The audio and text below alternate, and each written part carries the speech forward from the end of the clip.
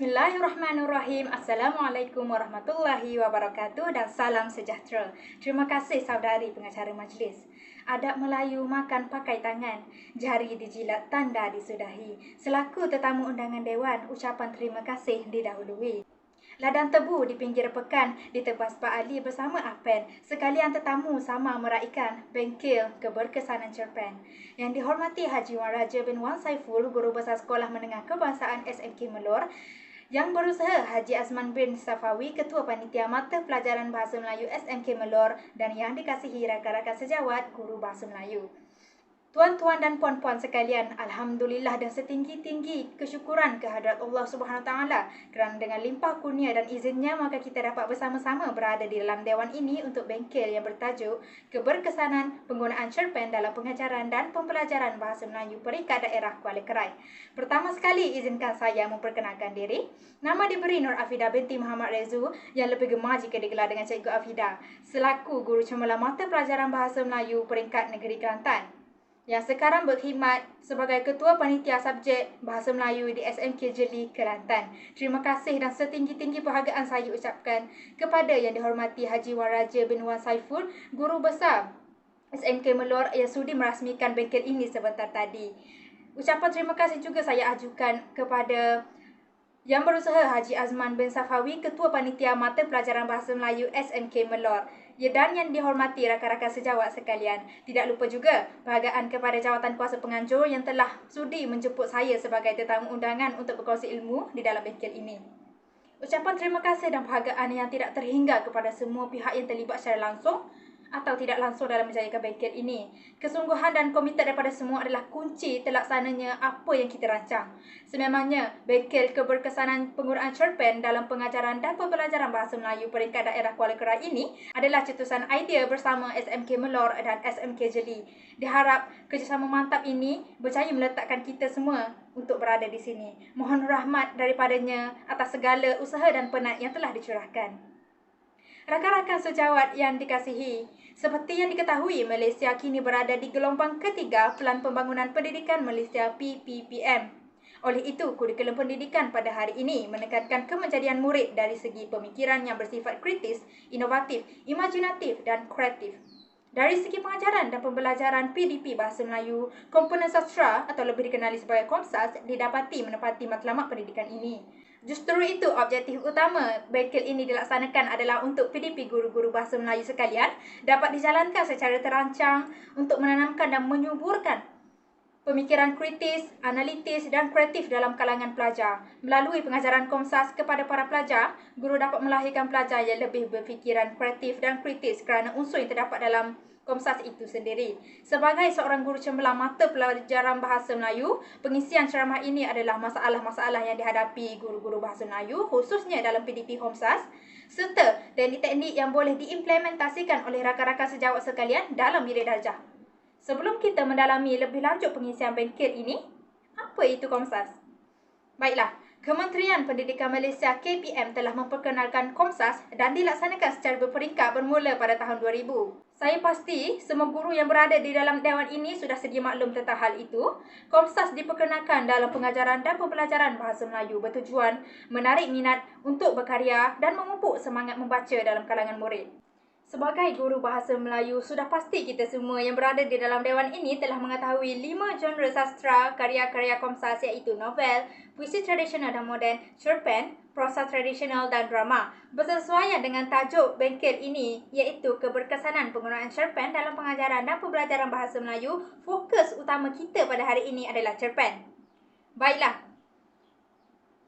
Cerpen dikategorikan sebagai prosa naratif dan bersifat cereka. Contoh antologi cerpen Komsas yang dimasukkan dalam PDP subjek Bahasa Melayu adalah Jaket Kulit Kijang dari Istanbul di tingkatan 4 dan Sejadah Rindu di tingkatan 5. Namun, persoalan yang saya ingin utarakan kepada rakan-rakan sejawat yang dikasihi sekalian, adakah guru-guru bahasa Melayu yang berada dengan saya di dalam dewan ini sudah menguasai dan mengaplikasikan teknik-teknik PDP Komsas yang relevan dan berkesan? Rakan-rakan sejawat yang dikasihi sekalian, sebelum saya sendiri menjawab dan mengupas persoalan itu, mari kita ketahui masalah-masalah yang dihadapi oleh guru-guru bahasa Melayu dalam PDP Komsas. Saya ringkaskan, Pengisian ini menggunakan peta minda di sini iaitu penggunaan teknik yang tradisional dalam pembelajaran Komsas, kurang penghayatan murid dalam pembelajaran Komsas, kurang penerapan pendekatan kontraktivitis dalam pembelajaran Bahasa Melayu, ekoran kekangan masa dan pengetahuan guru Bahasa Melayu terhadap penggunaan teknologi maklumat dan komunikasi TMK.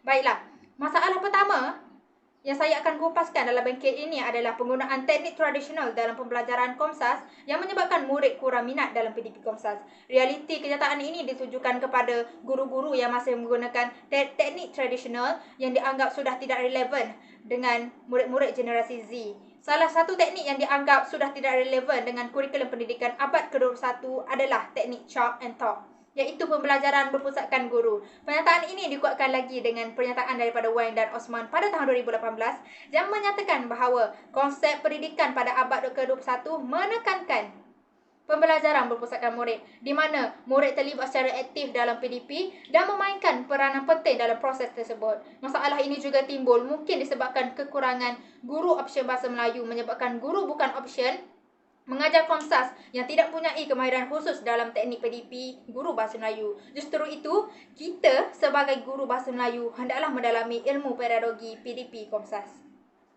Selain itu, saya akan kupaskan lagi masalah kedua, iaitu kurang penghayatan murid itu sendiri dalam pembelajaran Komsas. Hakikatnya, sistem pendidikan di Malaysia kini lebih mengutamakan kecemerlangan akademik telah mengakibatkan pembelajaran Komsas hanyalah sekadar untuk memenuhi tuntutan ujian. Kenyataan ini disokong oleh Lan dan Mahmud pada tahun 2023. Faktor kekurangan aspek penghayatan dalam Komsas adalah penekanan terhadap peperiksaan. Murid-murid hanya belajar mengikut format peperiksaan tanpa menghayati ilmu pembelajaran dan nilai estetika dalam karya sastra. Contohnya, sebagai persediaan ujian, murid hanya menghafal nota Komsas yang disediakan oleh guru seperti sinopsis, gaya bahasa, latar, nilai pengajaran dan sebagainya. Hal ini menyebabkan murid tidak kreatif dalam pembelajaran. Sadarkah rakan-rakan sejawat sekalian bahawa kaedah hafalan ini sentiasa berulang menyebabkan murid mudah bosan dalam PDP Komsas? Baiklah, seterusnya diharapkan tuan-tuan dan puan-puan sekalian masih dapat memberikan perhatian kepada saya kerana saya akan mengupaskan masalah ketiga dalam PDP Komsas, iaitu kurang penerapan pendekatan kontraktivitis dalam pembelajaran Bahasa Melayu ekoran kekangan masa. Perkara ini merujuk kepada kepadatan jadual tugasan guru akibat aktiviti sekolah yang padat. Guru menghadapi kekurangan masa untuk merancang PDP yang terancang dan sistematik disebabkan oleh jadual guru yang padat. Jadual yang padat menyebabkan guru-guru berasa terbeban dengan kurikulum dalam pengajaran dan pembelajaran Komsas di samping mengendalikan program di luar bilik darjah. Bebanan guru juga ditambah dengan penjadualan aktiviti guru yang tidak sistematik. Natijahnya, kita sebagai guru bertukar lumus untuk menghabiskan silibus sekaligus mematikan kreativiti kita dalam mempelbagaikan pedagogi PDP di mana pembelajaran tidak membolehkan murid berperanan secara aktif dalam proses PDP, iaitu kurang pendekatan kontraktivitis. Akhir sekali, masalah dalam PDP Komsas adalah pengetahuan guru Bahasa Melayu terhadap penggunaan teknologi maklumat dan komunikasi TMK sekaligus penggunaan perisian multimedia di dalam bilik darjah. TMK meliputi alatan-alatan elektronik yang membenarkan pengguna menyimpan, menghubung, memproses, mencipta dan menyebarkan maklumat dalam bentuk animasi, teks, suara dan sebagainya. Dapat kita lihat melalui hasil kajian daripada Asia pada tahun 2018. Guru-guru responden masih lagi berada di tahap sederhana dalam penggunaan TMK dalam PDP Komsas walaupun mempunyai kemahiran teknologi yang tinggi. Dinyatakan juga tahap penguasaan TMK sederhana adalah kerana guru-guru Bahasa Melayu tidak diberikan peluang untuk menyertai kursus intensif secara berkala berkaitan kemahiran membangunkan program pengajaran menggunakan sistem karangan atau bahasa menyebabkan guru terhad dalam penggunaan TMK dalam PDPC. Masalah ini hendaklah diajukan kepada pihak pentadbir sekolah kerana mereka adalah pihak yang bertanggungjawab dalam mengambil inisiatif yang berkesan agar guru-guru dapat mewujudkan perisian pembelajaran berdasarkan TMK secara aktif. Rakan-rakan sejawat yang dikasihi sekalian, ekoran daripada masalah-masalah berkaitan PDP yang telah dibincangkan sebentar tadi, saya akan meneruskan lagi bengkel keberkesanan cerpen dalam PDP Bahasa Melayu ini dengan teknik-teknik yang boleh digunakan pakai oleh guru-guru sekalian agar PDP Komsas berkesan dan efektif, khususnya dalam pembelajaran cerpen. Baiklah, Teknik pertama yang saya akan cadangkan untuk guru-guru Bahasa Melayu untuk diguna pakai dalam PDP Komsas khususnya dalam pembelajaran cerpen adalah peta pemikiran I think. I think adalah singkatan daripada frasa Inggeris iaitu Innovative Thinking. Peta pemikiran I think adalah alat berfikir yang membekalkan pengalaman pembelajaran yang kreatif dan menarik melalui kemahiran berfikir kepada pelajar. Terdapat 8 jenis bentuk peta pemikiran yang mudah untuk digunakan dan difahami iaitu peta bulatan, peta pokok, peta buih, peta dakar, peta alih, peta buih berganda, peta pelbagai alih dan peta titian. Setiap bentuk peta minda I think memiliki proses pemikiran yang tersendiri untuk menjelaskan sesuatu. Rakan-rakan sejawat sekalian dapat lihat di sini, proses pemikiran bagi setiap bentuk peta pemikiran I think adalah berbeza. Misalnya, peta buih adalah untuk menerangkan, manakala peta pokok adalah untuk membuat pengelasan. Oleh itu, saya melihat teknik ini sesuai untuk meningkatkan keberkesanan cerpen kerana dapat diaplikasikan mengikut klasifikasi tajuk pembelajaran. Contohnya, dalam pengajaran dan pembelajaran watak dan pewatakan cerpen boleh dipersembahkan menggunakan peta dakar. Menurut kajian yang dilakukan oleh Chiu dan Yusof pada tahun 2001, sikap pelajar kajian terhadap peta pemikiran I think dalam PDP Komsas berada pada tahap yang tinggi, di mana penerokaan pengetahuan menggunakan teknik I think juga menunjukkan pada tahap yang tinggi dan pelajar kajian dapat menjawab soalan yang diajukan oleh guru serta menyelesaikan masalah dalam sesi soal jawab. Kesimpulannya, guru Bahasa Melayu dan murid hendaklah bekerjasama secara kolaboratif di dalam pembelajaran cerpen untuk mengaplikasikan 8 jenis bentuk asas pembinaan peta pemikiran I think ini. Sebagai guru yang kompeten pada abad ke-21, kita sewajarnya memberdayakan penggunaan TMK dalam pengajaran dan pembelajaran. Justru itu, melalui hasil kajian yang dilakukan oleh Salwa Atan dan Jamaluddin Badusah pada tahun 2013, guru-guru kajian mempunyai tanggapan yang baik terhadap penggunaan Google Plus sebagai medium mesra pengguna bagi PDP Komsas. Kembali berfokus kepada tajuk kita pada hari ini iaitu keberkesanan cerpen dalam pengajaran dan pembelajaran guru Bahasa Melayu. Guru-guru sekalian boleh menyediakan bahan pengajaran cerpen melalui aplikasi berbentuk nota pelajaran, kuis atau latih tubi dengan paparan yang menarik, cantik dan berkesan. Contohnya, guru-guru sekalian boleh menggunakan Google Jamboard. Google Jamboard adalah papan putih maya, berinteraktif dan mempunyai bingkai. Saya pasti guru-guru Bahasa Melayu di dalam dewan ini sudah terbiasa dengan e-pembelajaran. Oleh itu, melalui Google Meet atau Zoom, guru dan murid dapat berinteraksi menggunakan Jamboard berkaitan cerpen dan pembelajaran berlaku seolah-olah waktu sebenar di dalam kelas, iaitu ketika guru sedang menulis di papan putih. Murid dapat menggunakan peralatan yang sedia ada di dalamnya dan dapat digunakan untuk melukis dan memadam, sentuhan, menulis nota, menambah imej dan peralatan laser untuk memberi penekanan terhadap sesuatu objek untuk menulis apa yang mereka faham tentang cerpen tersebut. Dan guru dapat menganalisis kefahaman murid tersebut. Melalui kajian yang dilakukan oleh Hu Ching pada tahun 2021 menggunakan pelajar PISMP di Institut Pengajian Guru, penggunaan dan penerimaan Google Jamboard dilihat sangat positif di mana peralatan di dalamnya mudah dikendalikan serta meningkatkan daya kreativiti. Jelas di sini, Google Jamboard adalah salah satu alat di dalam e-pembelajaran dan memenuhi tuntutan pembelajaran abad ke-21 yang mementingkan literasi TMK. Oleh itu, rakan-rakan sejawat yang berada di dalam dewan ini diseru menguasai Google Jamboard untuk meningkatkan keberkesanan penggunaan cerpen dalam PDP Bahasa Melayu. Rakan-rakan sejawat yang dikasihi sekalian, saya akan mengupas teknik ketiga yang boleh diimplementasikan guru-guru Bahasa Melayu dalam PDP Komsas khususnya dalam pembelajaran cerpen.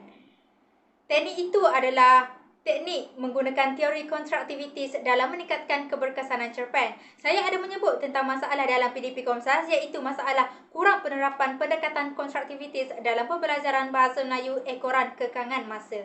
Saya sedia maklum bahawa kekangan masa sememangnya menjadi penghalang. Namun, berdirinya saya pada hari ini sebagai guru cemerlang mata pelajaran Bahasa Melayu dan juga sudah mempunyai lebih 12 tahun pengalaman dalam PDP Komsas, rakan-rakan sejawat sekalian perlu diingatkan bahawa pengurusan masa adalah sangat penting agar teknik-teknik yang relevan dapat diterapkan dalam bidik darjah. Menurut Zakaria pada tahun 2015, antara prinsip asas dalam pendidikan kontraktivitis adalah pengetahuan dibina oleh murid. Setiap murid memiliki idea dan pengetahuan asas dan guru merupakan fasilitator dalam pembinaan pengetahuan murid. Dalam erti kata lain, pendekatan kontraktivitis merupakan satu inovasi tentang gaya PDP iaitu menekankan aktiviti berpusatkan murid dan peranan guru hanya sebagai pembimbing. Perkara ini dapat disimpulkan melalui kajian yang dilakukan oleh Zurainu Mak Jasin dan Abdul Sukur Syari pada tahun 2012 iaitu keberkesanan model kontraktivitis 5 fasa Needham 1987 pada tahun 2016 membuktikan bahawa pendekatan kontraktivitis lebih berkesan berbanding PDP tradisional serta menunjukkan peningkatan signifikan terhadap prestasi murid. Contohnya, aktiviti kontraktivitis dalam PDP cerpen adalah aktiviti stesen. Tujuan aktiviti ini adalah mencari maklumat secara berkumpulan dari stesen ke stesen lain. Maklumat di setiap stesen berbeza dan disediakan oleh murid sendiri dan guru hanya menjadi fasilitator supaya pergerakan murid terkawal. Contohnya, setiap stesen memberikan maklumat tentang perkembangan plot cerpen bermula dari permulaan sehingga peleraian.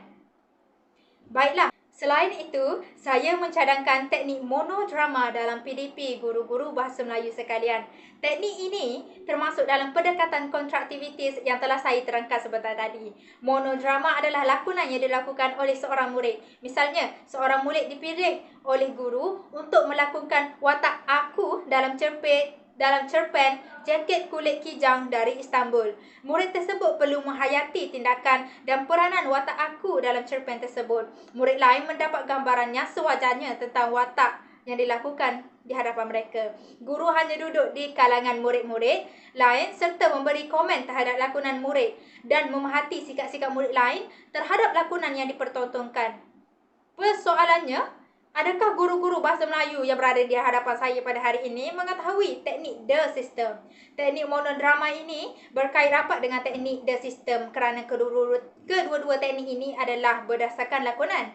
The System adalah pendekatan imajinasi kreatif dalam lakonan dan dapat menjana daya pemikiran di luar kotak murid. Melalui kajian yang dilakukan oleh Amir dan rakan-rakannya pada tahun 2001, berkenaan teknik The System iaitu imajinasi yang telah diperkenalkan oleh Stanislavski bertujuan untuk membina watak pewatakan semasa proses yang dijalankan oleh seseorang pelakon menggunakan 20 murid tingkatan 4 dan seorang guru sebagai responden.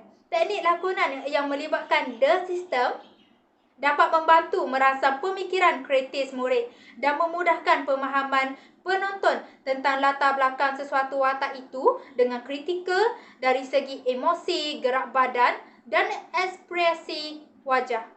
Justru itu, teknik monodrama selari dengan pendekatan didik hibur yang diperkenalkan melalui pelaksanaan KSSM dalam subjek Kesusasteraan Melayu Komunikatif KMK yang memerlukan murid untuk mempersembahkan karya yang diadaptasi atau yang dihasilkan dalam bentuk yang kreatif dan berkesan. Baiklah, akhir sekali saya juga ingin mengatakan penggunaan alat pedagogi iaitu manga dalam meningkatkan keberkesanan cerpen dalam pembelajaran dan pembelajaran bahasa Melayu. Manga adalah sejenis komik Jepun yang popular di kalangan anak muda dan penceritaannya yang mengasyikkan melalui gambar. Maka tidak hairan, genre manga telah menjadi fenomena yang sangat popular dalam kehidupan kanak-kanak dan remaja Malaysia di hari ini.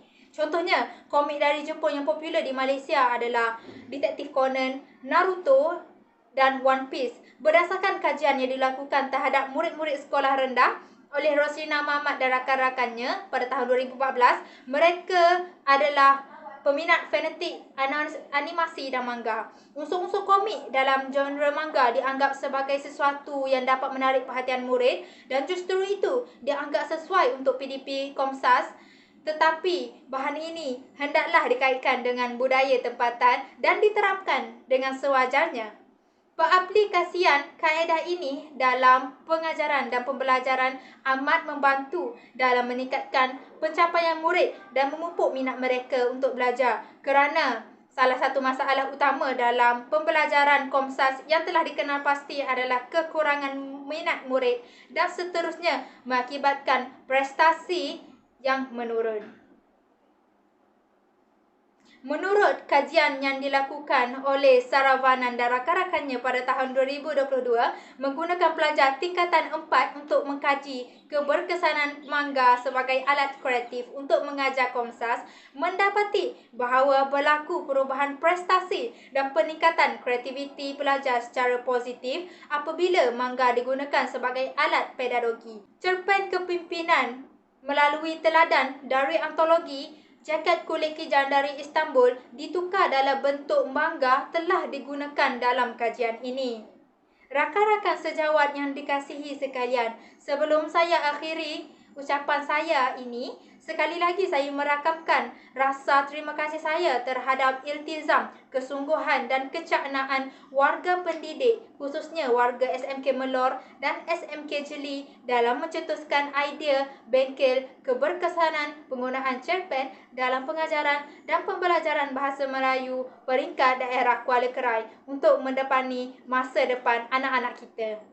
Tidak ketinggalan juga rakaman terima kasih saya kepada jawatan kuasa penganjur yang telah berjaya menganjurkan bengkel ini walaupun terpaksa berdepan dengan pelbagai halangan. Semoga usaha murni tuan-tuan dan puan-puan mendapat ganjaran daripada Allah Subhanahu Wa Taala.